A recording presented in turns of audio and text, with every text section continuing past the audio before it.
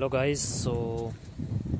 जैसा आपने देख लिया हम अनबॉक्सिंग कर रहे हैं, लेकिन किसकी अनबॉक्सिंग कर रहे हैं?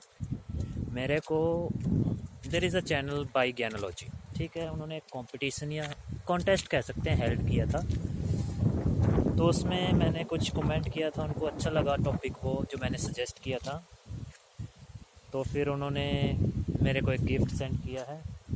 अभी अभी कोरियर बॉय का मेरे को मैसेज आया कि सर आप बाहर आ जाओ, अपना कोरियर आया आपका, तो उसी को लेने के लिए मैं यहाँ पे खड़ा हूँ। तो मेरे को खुशी थी आज, तो इसलिए मैंने सोचा कि अपनी यूट्यूब फैमिली के साथ भी शेयर कर लूँ इसको।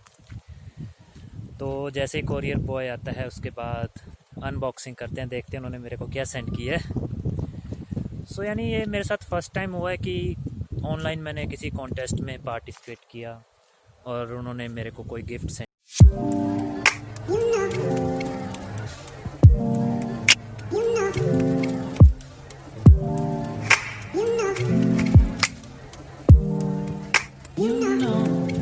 सो लेट्स सी कि क्या रिजल्ट।